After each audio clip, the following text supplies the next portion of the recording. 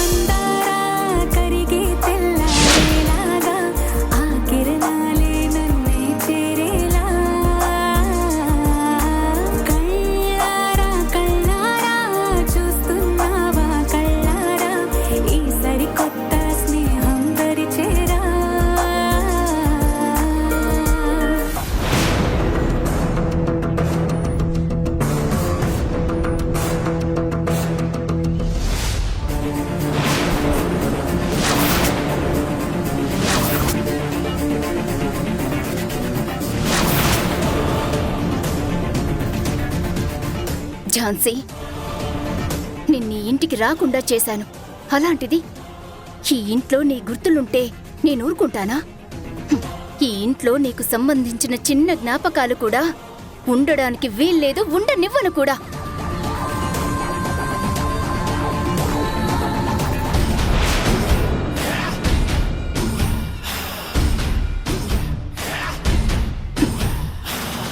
ఇటువంటి గొప్ప అనుభూతుల్ని నేను మాత్రమే ఫీల్ అవ్వడం కాదు, నువ్వు కూడా ఫీల్ అవ్వాలి. ఫీల్ అయ్యేలా నేను చేస్తాను.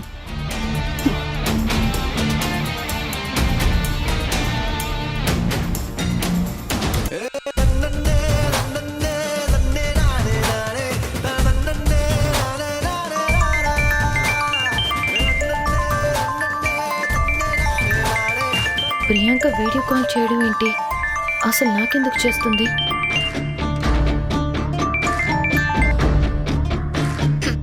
హాయ్ ఝాన్సీ, ఎలా ఉన్నావు? ఝాన్సీ, ఇంతకీ నేనెక్కడున్నానో తెలుసా? నీ ex boyfriend Gautam sir బెడ్రూమ్లో. ఏంటి, నమ్మవా? అయితే చూడు.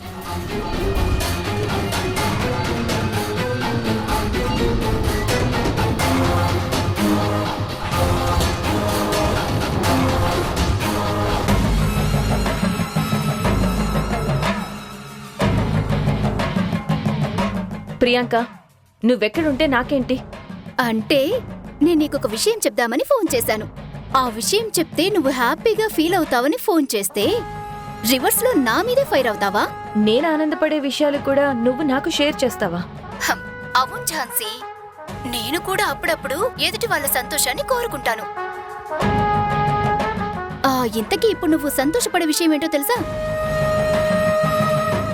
నేను గౌతమ్ సార్ రూమ్లో వార్డ్రోబ్ ఓపెన్ చేసి చూస్తుంటే నీ ఫోటో కనిపించింది. ఈ విషయం నీకు చెప్తే నువ్వు చాలా హ్యాపీగా ఫీల్ అవుతావని వెంటనే వీడియో కాల్ చేశాను.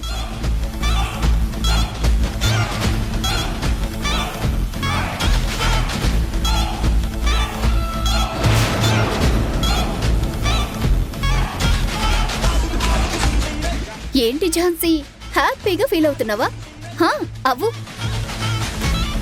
ఎందుకంటే ఈ సంతోషకరమైన క్షణాలు ఎక్కువ రోజులుండవు కదా. ఉన్న ఈ కొద్ది రోజులైనా హ్యాపీగా ఫీల్ అవ్వు. తర్వాత ఎలాగో బాధపడక తప్పదు కదా. ఎందుకంటే నేను ఇంట్లో అడుగుపెట్టిన మొదటి క్షణం నుంచి నీ గుర్తులేవి ఇక్కడే ముంచను. నిన్ను మర్చిపోయేలా చేస్తాను. Out of sight out of mind అని అంటారు కదా. నిన్ను గౌతమ్ గారు పొర్రపాటున తలుచుకున్నా కూడా నేనూరుకోను.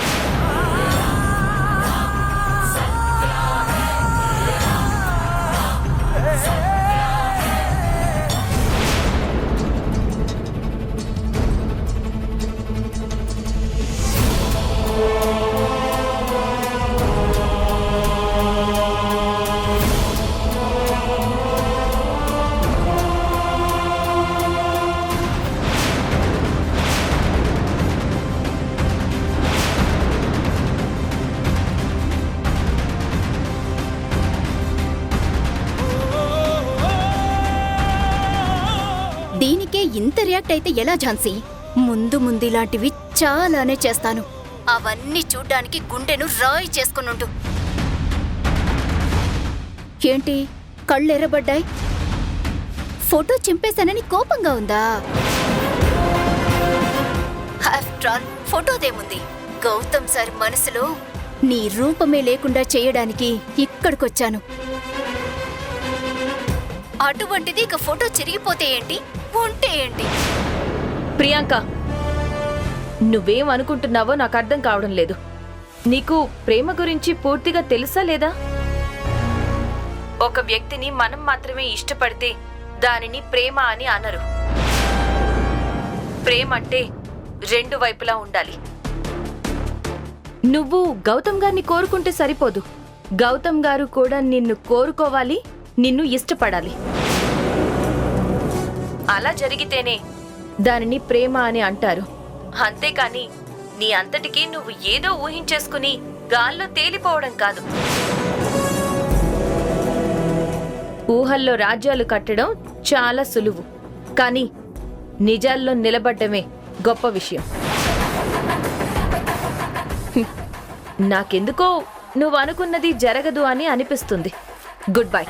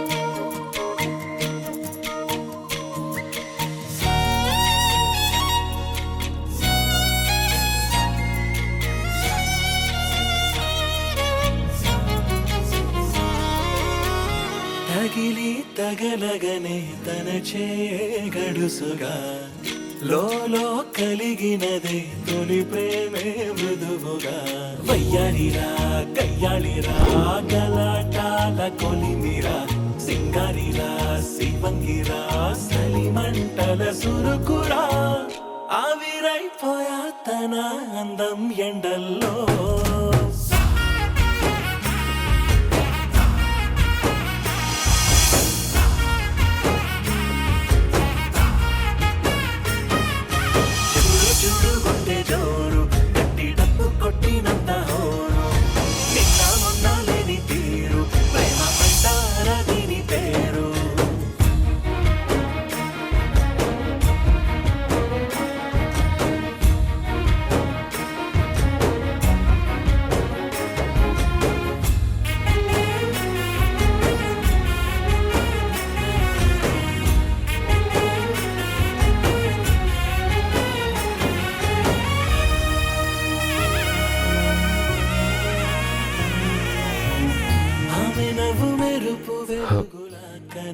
ఝాన్సీ, అమ్మ నిన్ను క్షమించేసిందా? అమ్మా! గౌతమ్ సార్, గౌతమ్ అమ్మా! Sir, Gautam sir.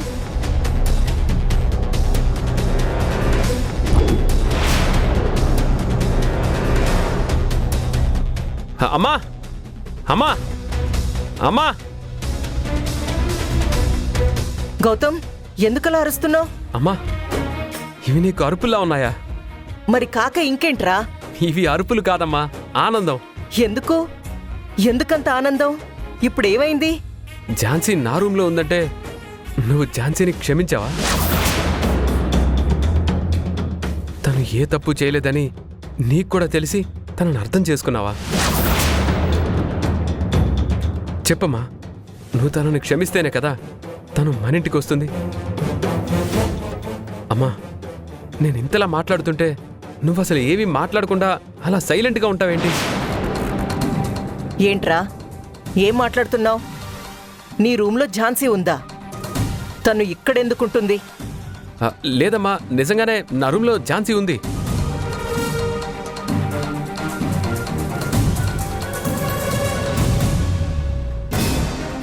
గౌతమ్, నీ రూమ్లో ఉంది ఝాన్సీ కాదు, ప్రియాంక. ఒక్కసారి వెనక్కి తిరిగి చూడు. నా రూమ్లో ఉంది ఝాన్సీ కాదా, ప్రియాంకనా?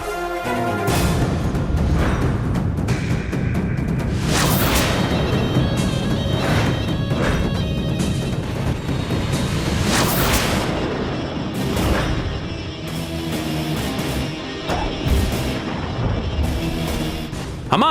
అమ్మా! ప్రియాంక నా రూమ్లో ఉన్నాడు.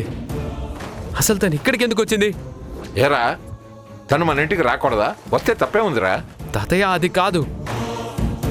వచ్చిన తను నా రూమ్లో ఉండడం ఏంటి? నాకు చెప్పకుండా వాళ్ళ ఇంటికి వెళ్ళి తనతో ఎంగేజ్మెంట్ ఫిక్స్ చేశారు.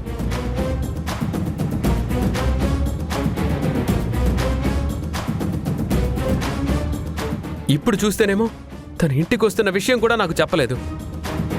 ఎందుకు తాతయ్య ఇలా చేస్తున్నారు? ఏం మాట్లాడుతున్నావురా గౌతమ్? ప్రియాంక వాళ్ళ ఇంటికి వెళ్ళేటప్పుడు ఇంట్లో ఉండకుండా వెళ్ళిపోయింది నువ్వు కాదా? ఆ రోజు మీ అమ్మ నీకు ఎన్నిసార్లు ఫోన్ చేసినా ఏదో పని ఉందని చెప్పి తప్పించుకొని తిరిగింది నువ్వు కాదా?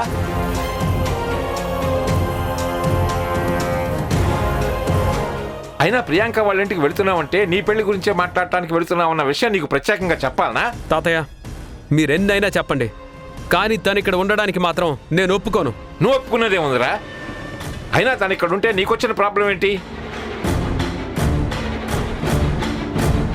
తను ఏమైనా పరాయి అమ్మాయా? కొద్ది రోజుల్లో నీకు కాబోయే భార్య, మన ఇంటికి రాబోతున్న కోడలు. వస్తే తప్పేమీ లేదు, నువ్వు కాల్ చేయకుండా సైలెంట్గా ఉండు. అమ్మా, తాతయ్యకి నువ్వైనా చెప్పు. గౌతమ్, కూల్గా ఉండు, ఆవేశపడకు. ఎలాగూ మీ ఇద్దరికి 4 రోజుల్లో ఎంగేజ్మెంట్ ఉంది కదా, అందుకే తను మన ఇంట్లో 4 రోజులు ఉంటానని చెప్పింది. సరే అని నేను కూడా రమ్మన్నాను. ఎలాగూ మీ ఇద్దరు పెళ్లి చేసుకోబోతున్నారు కాబట్టి సరదాగా నీ రూమ్ ఎలా ఉంటుందో అని చూడ్డానికి వచ్చింది. అందులో తప్పే ఉంది? అమ్మా, నేను ప్రియాంకని పెళ్లి చేసుకోవడం ఏంటమ్మా?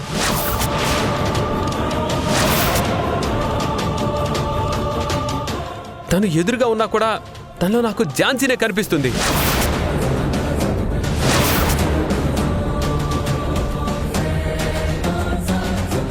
నా మనసు నిండా ఝాన్సీ ఉందని మీ అందరికీ తెలిసి కూడా తనతో పెళ్లి చేయాలని ఎలా అనుకుంటున్నారు?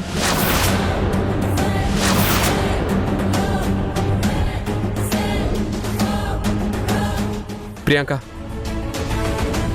ఈ విషయం వీళ్ళకి అర్థం కాకపోవచ్చు, నువ్వైనా అర్థం చేసుకో. నేను నిన్ను చూసి కూడా ఝాన్సీ అనుకున్నానంటే నా కళ్ళు ఎప్పుడు ఝాన్సీనే చూస్తున్నాయని అర్థం.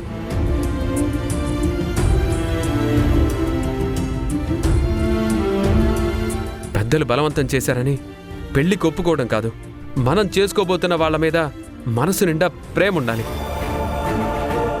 ఆ ప్రేమ లేనప్పుడు మనం ఎవరికీ దగ్గర కాలేం. దీన్ని నువ్వు అర్థం చేసుకుంటే మన ఇద్దరి జీవితాలు బాగుంటాయి ప్రియాంక.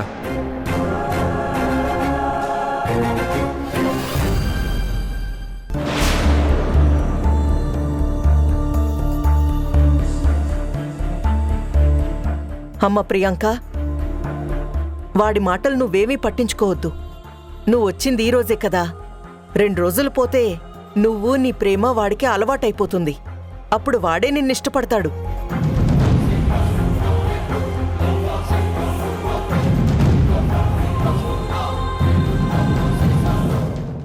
కమలా,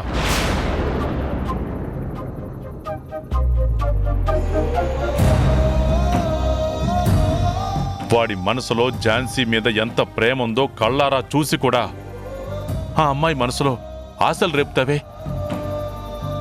ఇప్పటికైనా వాడి ప్రేమని అర్థం చేసుకో. నువ్వు భయపడి వాడి జీవితాన్ని బాధ పెట్టకు.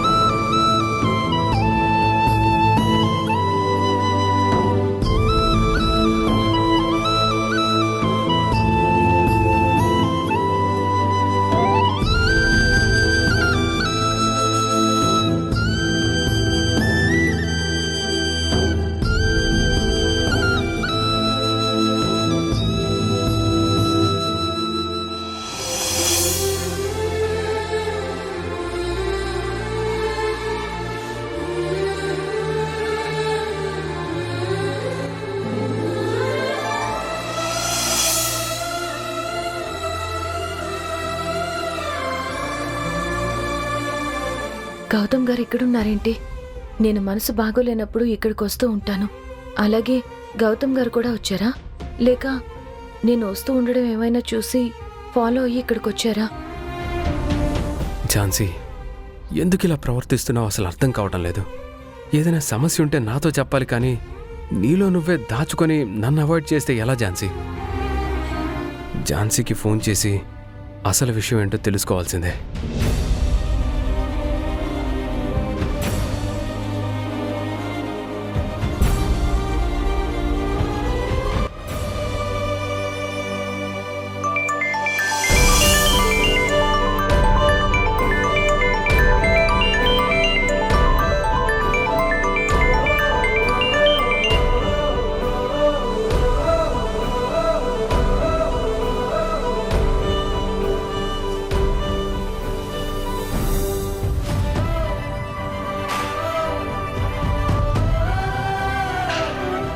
ఝాన్సీ, నీకోసమే ఫోన్ ట్రై చేస్తున్నాను. ఝాన్సీ, నువ్వు ఇక్కడే ఉన్నావా?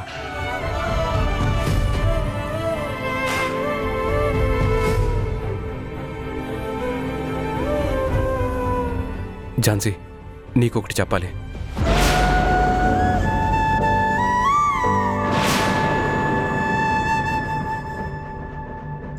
ఝాన్సీ, నువ్వు నాకు ఇలా దూరంగా జరుగుతుంటే నాకు చాలా పెయిన్గా అనిపిస్తుంది. నాతో మాట్లాడకుండా, కనీసం నా వైపు చూడకుండా ఇలా మొహం తిప్పుకుంటే ఎంత బాధగా ఉంటుందో తెలుసా?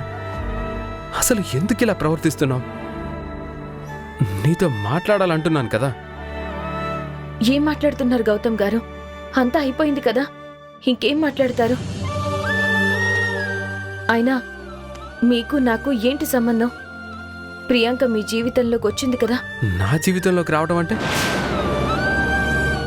ఏ రకంగా నా జీవితంలోకి వచ్చింది అంటున్నావు?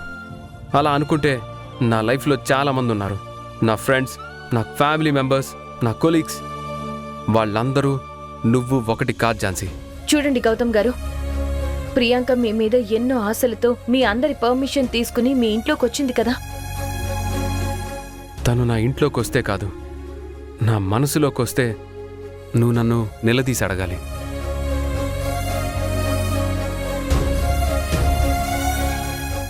అయినా ప్రియాంక మీతో ఎంగేజ్మెంట్ ఫిక్స్ చేసుకోవాలని చూస్తుంది. అలాంటి అమ్మాయికి మీరు నా గురించి ఆలోచిస్తూ అన్యాయం చేస్తారా? అసలు నీకు ఇవన్నీ ఎవరు చెప్పారు? ప్రియాంక నా ఇంట్లోకి వచ్చిన విషయం ఎలా తెలిసింది? అలా తెలుస్తూ ఉంటాయి. చూడు ఝాన్సీ, ప్రియాంక మా ఇంట్లోకి వచ్చిన మాట వాస్తవమే, కానీ తను వచ్చాక ఏం జరిగిందో తెలుసా? నేను తనను చూసి అక్కడుంది నువ్వే అనుకొని భ్రమపడిపోయాను. నిజమేంటో నాకు తెలియక అమ్మ దగ్గరికి వెళ్ళి ఝాన్సీ వచ్చిందా, అమ్మ మీరందరూ ఝాన్సీని క్షమించారా అని అడిగాను. చాలా హ్యాపీగా ఫీల్ అయ్యాను. అలా అడిగిన నన్ను వాళ్ళందరూ ఒక పిచ్చోళ్ళ చూశారు. అప్పుడు అర్థమైంది ఝాన్సీ, నాకే దృశ్యం చూసినా నీ రూపమే కనిపిస్తుంది, ఏ శబ్దం విన్నా నీ పేరే వినిపిస్తుంది. ప్రపంచంలో ఒక మనిషి మీద చచ్చేంత ప్రేమ ఉంది అని చెప్పడానికి ఇంతకంటే మరొక ఉదాహరణ ఉండదు. ఝాన్సీ, వాళ్ళందరూ నన్ను పిచ్చోళ్ళ చూసినందుకు కూడా నాకు బాధగా లేదు. నువ్వు నీ మనసులో ఏముందో చెప్పకుండా ఉన్నందుకు ఎక్కువ బాధగా ఉంది. నా గుండె తీసి విశ్వంలోకి విసిరేసినట్లుగా అనిపిస్తుంది.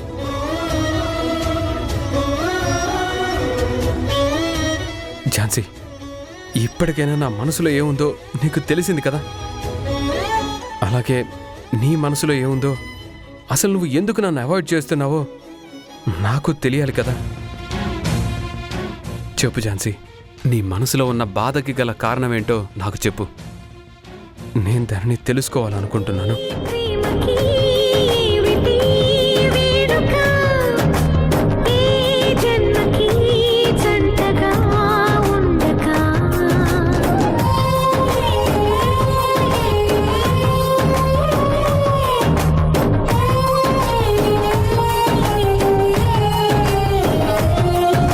ఝాన్సీ ఎక్కడో ఉండి తన గురించే ఆలోచించేలా చేస్తున్నప్పుడు నువ్వు ఇక్కడే ఉంటూ గౌతమ్ని నీ గురించే ఆలోచించేలా చేయలేవా?